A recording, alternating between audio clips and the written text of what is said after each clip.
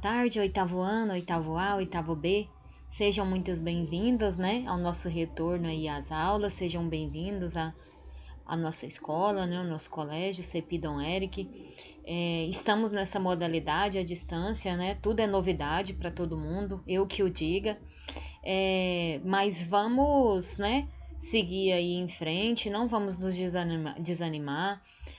Vamos fazer, né, dar o nosso melhor nas atividades, do desenvolver. Nós estamos aqui, professores, para auxiliar vocês em tudo que vocês precisarem, vocês sabem disso. Então, não deixem, viu, de fazer as atividades, vamos cumprir com as nossas obrigações, né, diárias. Mesmo online, nós estamos nos dedicando ao máximo, né, dando o máximo de nós, professores. Tem uns que estão até se superando, né, como eu, por exemplo, com as mídias, que é uma grande novidade, né, na minha vida, que entrou na minha vida, acredito que na de vocês também. Para mim está sendo uma superação. Então eu espero contar com a colaboração de todos vocês na realização das atividades. Vocês sabem que qualquer dúvida, né, vocês podem estar me perguntando, que eu estou aqui pronta para responder qualquer dúvida que vocês tiverem, auxiliar vocês em tudo. O que nós vamos fazer? Nessa primeira e segunda semana de agosto, nós iremos retomar conteúdos, uma revisão propriamente dita. Vamos fazer uma revisão, né, de alguns conteúdos que nós, professores, consideramos essenciais, que vocês não podem ir para o terceiro bimestre sem ter, né, aprendido, na verdade, mesmo realmente, esses conteúdos. Então, hoje nós iremos ver um pouquinho sobre a história da eletricidade. Né? Esse primeiro e segundo bimestre, que a gente viu lá no primeiro semestre, né? Foi tudo a respeito de eletricidade, tudo a respeito de energia, que é um conteúdo que vocês lidam, né, no dia a dia de vocês.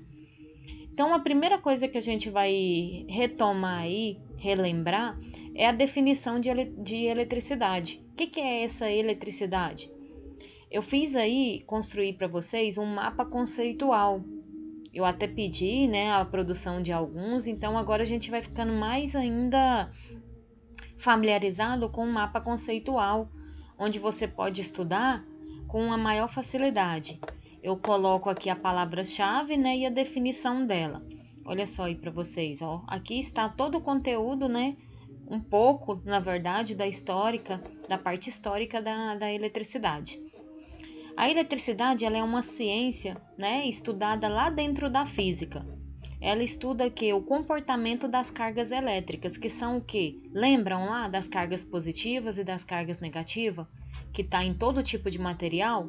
Positivas, prótons, e negativa, é isso aí mesmo, elétrons. Tô vendo aí vocês responderem aí junto comigo. As cargas positivas, né, e negativas, elas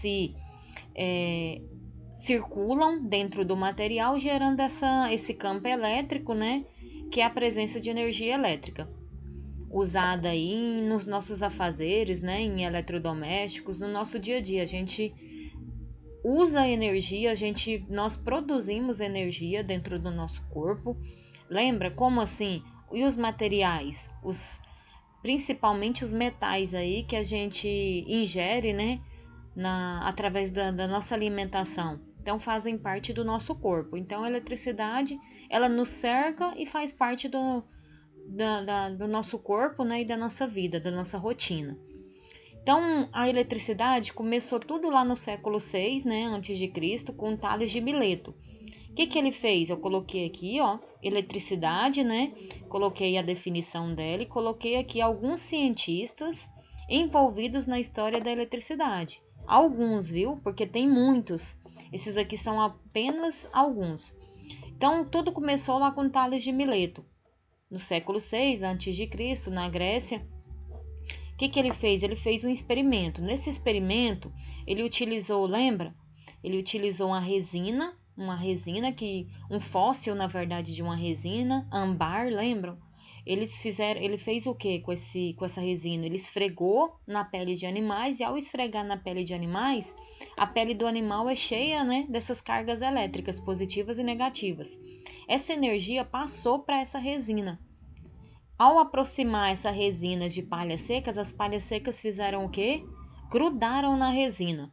E aí, essa atração entre a resina e as palhas secas, ele chamou de eletricidade, essa força, esse campo magnético que foi criado, né? Na verdade, essa energia estava concentrada no corpo do animal.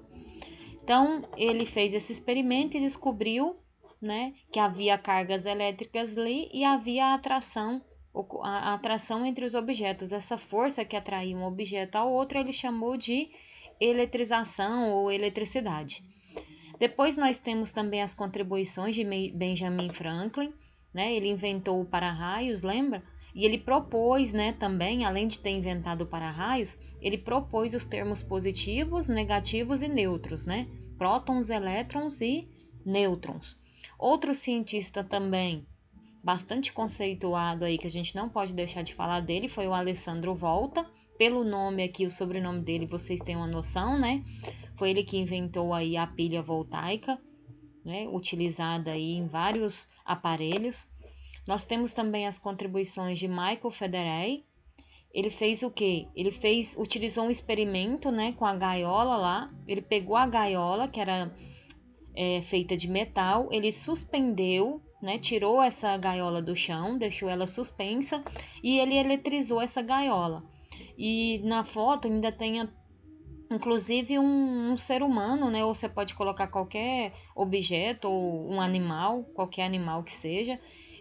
Você pode ficar dentro da gaiola. Essa gaiola, ao ser eletrizada, ela não passa, né? Não passa carga para o corpo que tiver lá dentro. Por quê?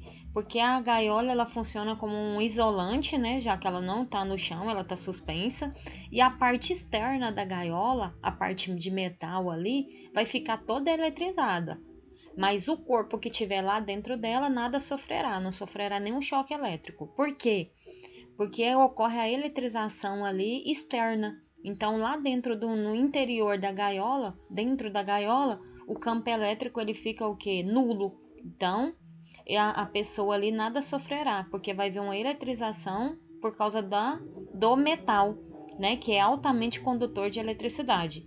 Lembra que eu comentei até com vocês em aula a questão, por exemplo, de avião? O avião ele não tem um para-raios. Não tem como ele ter um para-raios, ele andar com um para-raios fixado nele. Aí o que acontece? Quando ele é atingido por um raio, a parte metálica de fora, a parte externa do avião, ela distribui aquela carga elétrica recebida. Por isso que não atinge as pessoas, né, dentro do avião, as pessoas nada sofrem. O próprio metal, ele funciona como isolante, como um dissipador, né, eliminador aí de energia elétrica. Thomas Edison, né, foi o primeiro cientista que inventou a lâmpada. Lembra, ele testou mais de 10.000 filamentos para encontrar o tungstênio, que era utilizado, né, que foi utilizado aí para a lâmpada. Ele aquecia, né, ele tinha radiação. Inclusive, hoje não se utiliza mais essa lâmpada criada por Thomas Edison, porque hoje a gente tem aí as lâmpadas fluorescentes, né, e as lâmpadas LED, que tem uma plaquinha solar que converte a energia térmica, né, que é o calor, em energia elétrica. A lâmpada criada por Thomas Edison, como ela era feita por esse material chamado tungstênio, ele era altamente radioativo, né? Então altamente tóxico para o meio ambiente. Também tinha outros cientistas, né, que eu não citei aqui, eu não citei no mapa aqui conceitual construído para vocês, mas tem vários outros cientistas que participaram aí contribuíram, né, para a eletricidade que a gente tem hoje, para todos os feitos aí, né, e ganhos nesse ramo. Tem Stephen Gray, lembra, que separou os materiais em condutores e isolantes.